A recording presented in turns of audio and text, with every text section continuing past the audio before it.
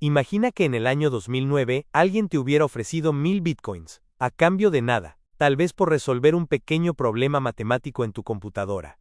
Hoy, en 2025, esos 1000 bitcoins valdrían más de 100 millones de dólares. ¿Locura?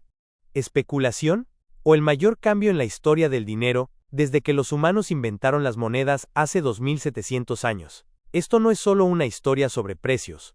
Es la historia de una idea que apareció de la nada, desafió a los bancos centrales, al Fondo Monetario Internacional, a los gobiernos más poderosos del mundo, y sobrevivió a todos ellos. Es la historia de un fantasma digital que nadie ha podido atrapar, de millones de personas que apostaron su patrimonio a una promesa, y de un código, escrito por alguien que quizás no existe, que hoy mueve más dinero al día que la Reserva Federal de los Estados Unidos. Si no entiendes Bitcoin, probablemente es porque lo estás mirando con los ojos del viejo sistema. Andreas Antonopoulos. Hoy vamos a mirarlo con ojos nuevos. Desde el principio, desde la oscuridad. Bienvenido al documental más completo sobre Bitcoin que vas a encontrar en este idioma. El problema del dinero. ¿Qué es el dinero realmente? Antes de entender Bitcoin, necesitamos desaprender lo que creemos saber sobre el dinero. Durante milenios, el dinero fue algo físico, escaso, verificable. Oro, plata, conchas, sal. Su valor venía de que no podías fabricarlo de la nada. Tenías que extraerlo, cosecharlo, ganártelo. Luego, hace unos siglos, surgieron los bancos, y con ellos, un truco extraordinario: el dinero por papel.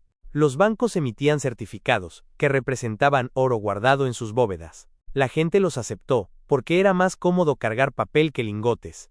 Pero entonces los bancos descubrieron algo tentador: nadie revisaba las bóvedas al mismo tiempo. Podían emitir más certificados de los que tenían en oro. Y así nació el dinero fiduciario, el dinero que vale, porque el gobierno dice que vale, respaldado no por metal, sino por la promesa de una nación. El sistema que falló. El problema es que esa promesa puede romperse. Y se rompió, espectacularmente, en 2008. Ese año, el sistema financiero global colapsó. Bancos que habían apostado billones en hipotecas basura quebraron o estuvieron al borde. Los gobiernos lo rescataron con dinero de todos los ciudadanos. La Reserva Federal de Estados Unidos imprimió dinero como nunca antes en la historia, inundando el sistema con liquidez artificial. El mensaje implícito fue demoledor. Las reglas no aplicaban para todos por igual. Los grandes podían apostar, perder, y ser rescatados.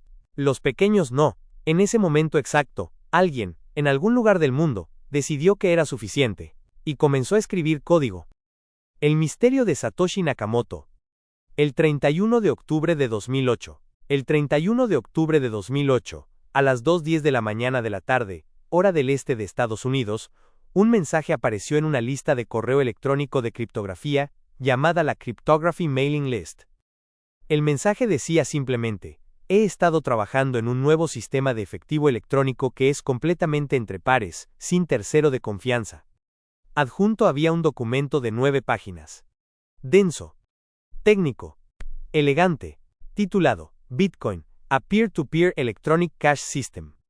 El autor firmaba como Satoshi Nakamoto. ¿Quién es Satoshi? Desde entonces, esa pregunta ha obsesionado a periodistas, investigadores, agencias de inteligencia y millones de curiosos alrededor del mundo.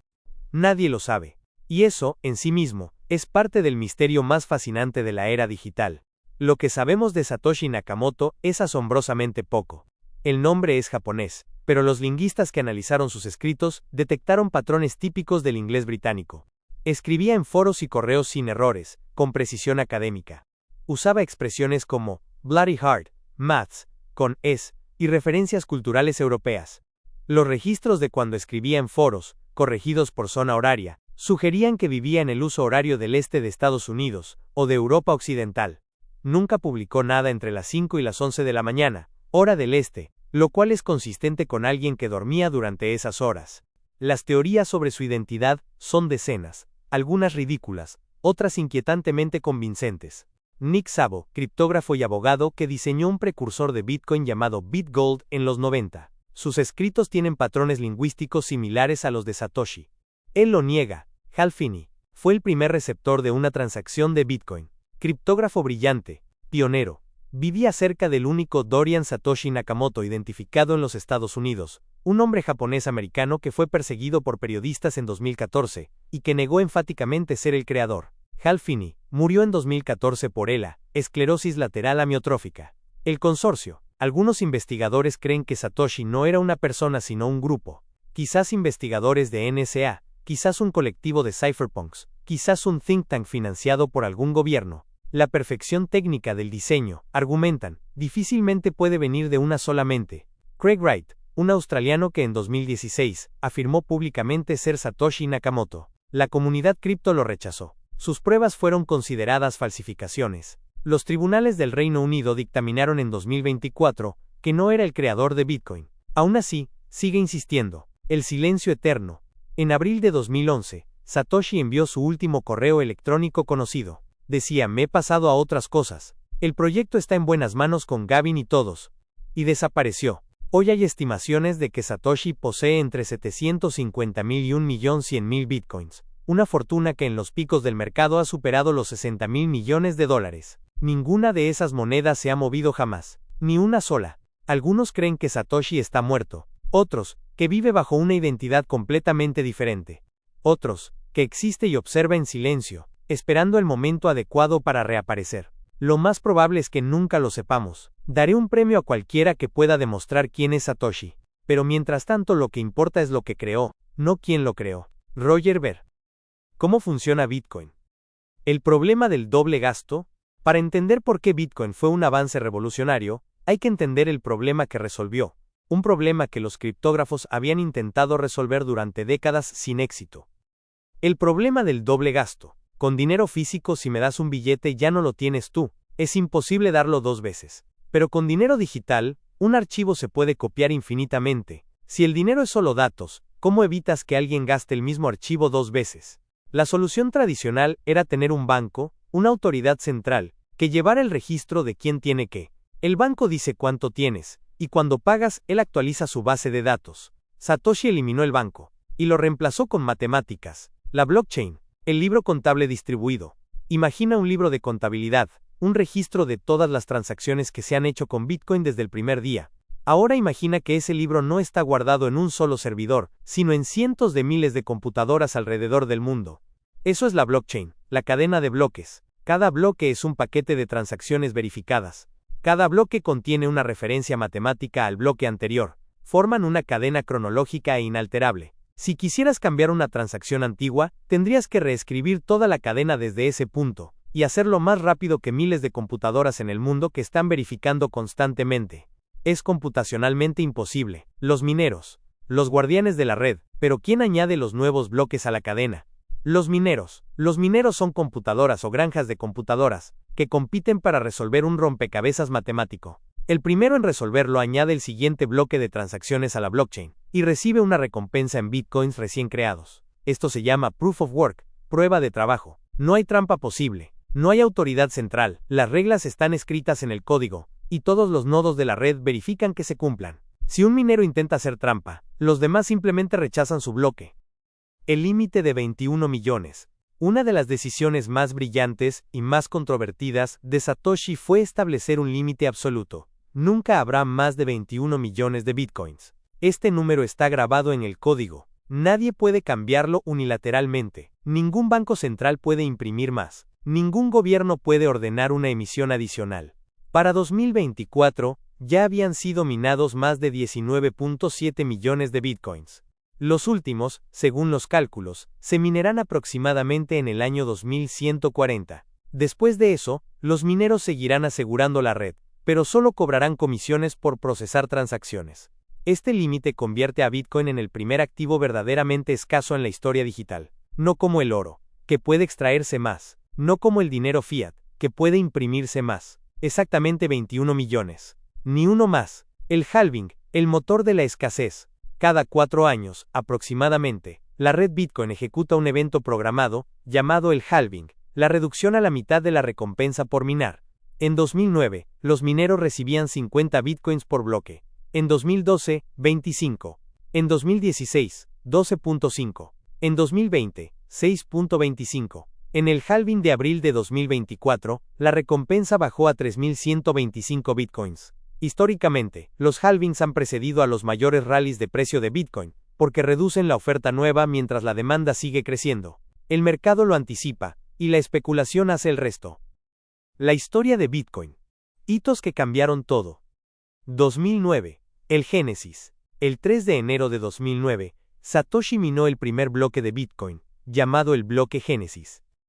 En ese bloque, ocultó un mensaje, un titular del periódico The Times de Londres del mismo día. Chancellor on brink of second bailout for banks, el canciller británico al borde del segundo rescate a los bancos. No fue casual, fue una declaración de intenciones. Una firma en el tiempo. 2010. La pizza de 10.000 bitcoins. El 22 de mayo de 2010, ocurrió la primera transacción comercial de Bitcoin, de la que hay registro. Un programador llamado Laszlo Hanyecz pagó 10.000 bitcoins por 2 pizzas en Jacksonville, Florida.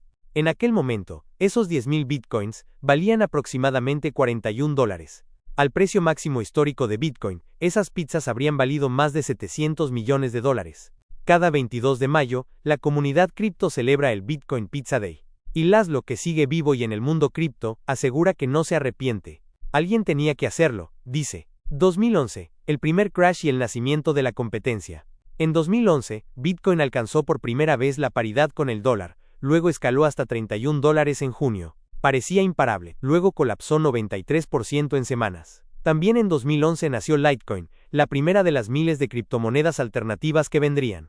Y empezaron a proliferar los mercados del dark web que usaban Bitcoin para transacciones anónimas, lo que le daría a la criptomoneda su primera y duradera reputación negativa. 2013, el umbral de los $1.000. Bitcoin superó los $1.000 por primera vez en noviembre de 2013. Los medios explotaron. La burbuja de Bitcoin titulaban, el tulipán digital. Pocos meses después, el precio volvió a caer más del 80%. También en 2013, el FBI cerró Silk Road, el mayor mercado negro en Internet, que funcionaba con Bitcoin. Su fundador, Ross Ulbricht, fue condenado a cadena perpetua. El caso demostró que Bitcoin no era tan anónimo como muchos creían.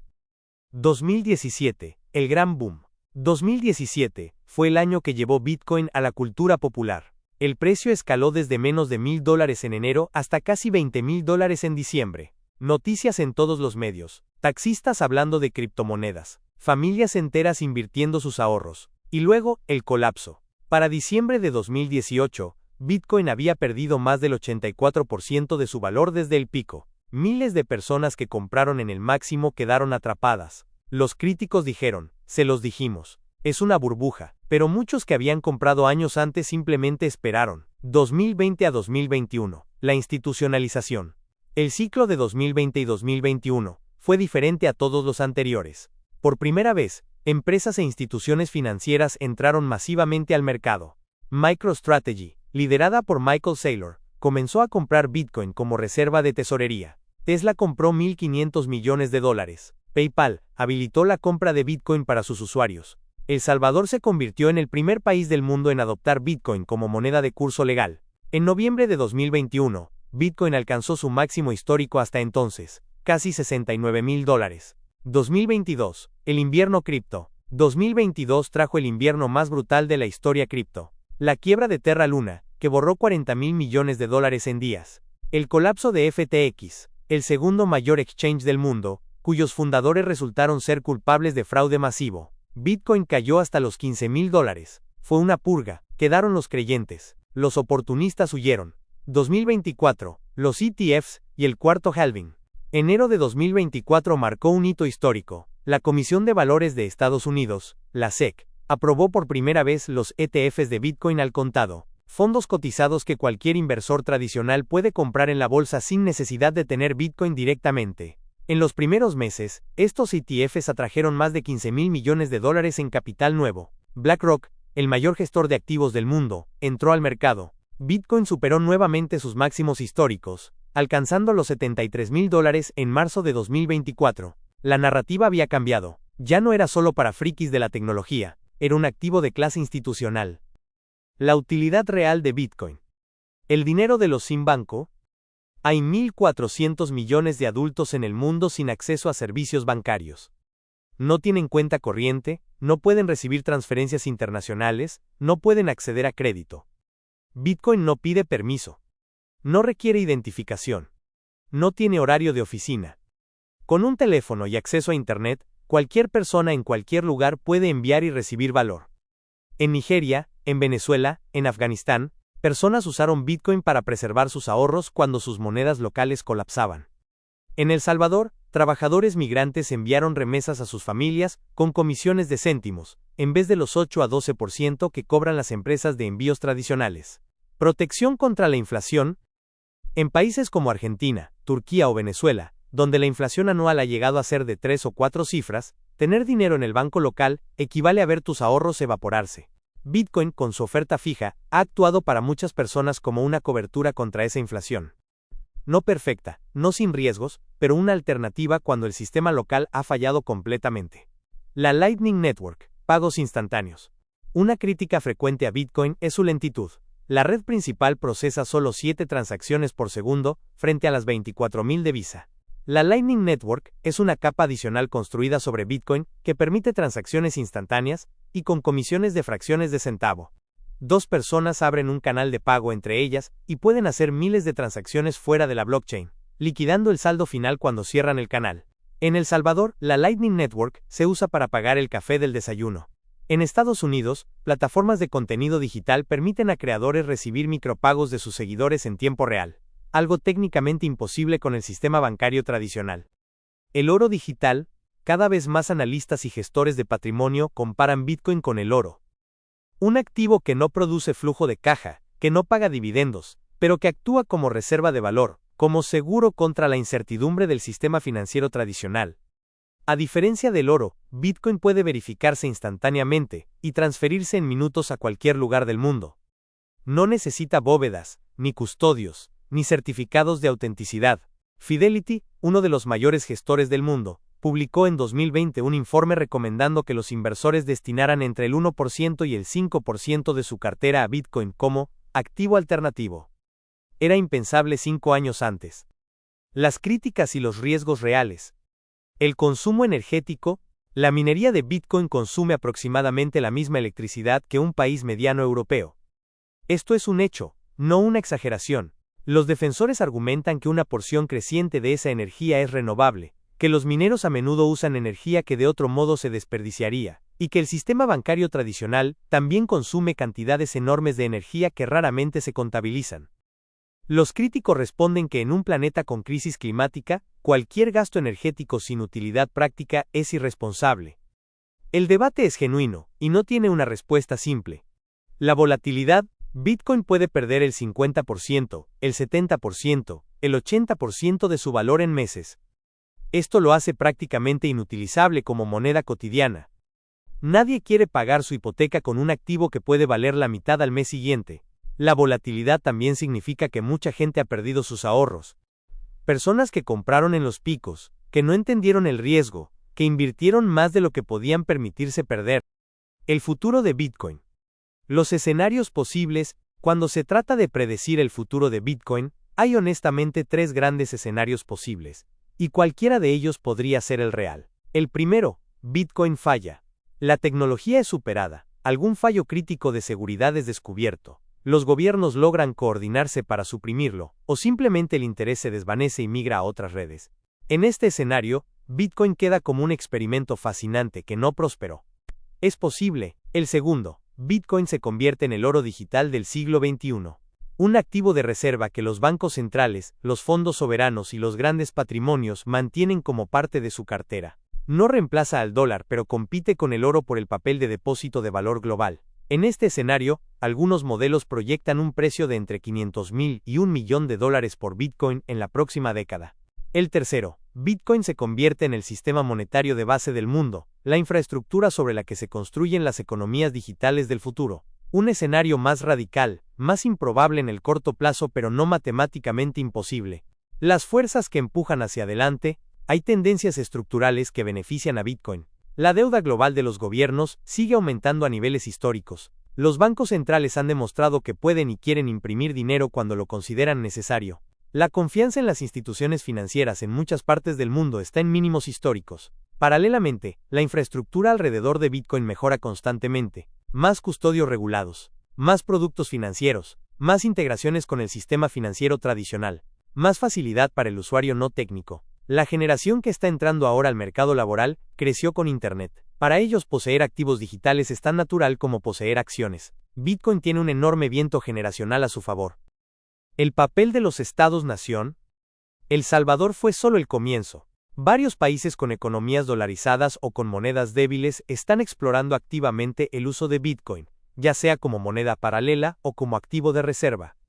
El más sorprendente giro reciente. En 2025, el gobierno de los Estados Unidos, bajo la nueva administración, comenzó a explorar la creación de una reserva estratégica de Bitcoin, de manera similar a la reserva estratégica de petróleo.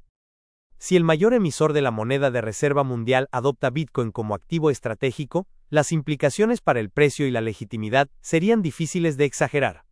La pregunta del millón, la verdadera pregunta no es si Bitcoin tendrá éxito o fracasará. La pregunta es si el mundo está dispuesto a adoptar un sistema monetario que nadie controla, que no puede ser manipulado ni por los poderosos ni por los bienintencionados, un sistema gobernado exclusivamente por matemáticas. Hay algo profundamente humano en esa tensión. Siempre hemos necesitado confiar en alguien o en algo. Bitcoin propone que confiemos en las matemáticas. Bitcoin no es para personas que confían en los bancos. Es para personas que entienden por qué no deberían. Anónimo. Han pasado más de 15 años desde que Satoshi Nakamoto publicó esas 9 páginas en una lista de correo que casi nadie leía. Desde entonces, Bitcoin ha sido declarado muerto más de 400 veces por economistas, políticos y periodistas. Ha sobrevivido a prohibiciones, hackeos, escándalos, cracks del 80%, guerras regulatorias y el ridículo público de algunos de los hombres más ricos del mundo. Y sigue aquí, procesando bloques cada 10 minutos. Sin pausa. Sin fines de semana, sin días festivos, sin descanso. Quizás es la burbuja más larga de la historia, quizás es el mayor cambio en la historia del dinero, quizás es ambas cosas al mismo tiempo. Lo que es seguro es esto, la idea de que el dinero podría existir sin un emisor central, que la confianza podría construirse en código en vez de en instituciones, esa idea ya no puede borrarse, ya no puede desinventarse. El fantasma de Satoshi está en cada transacción, en cada bloque, en cada nodo de la red, y eso independientemente de lo que suceda con el precio es una revolución. En 300 años, o Bitcoin habrá fracasado completamente, o habrá transformado la civilización.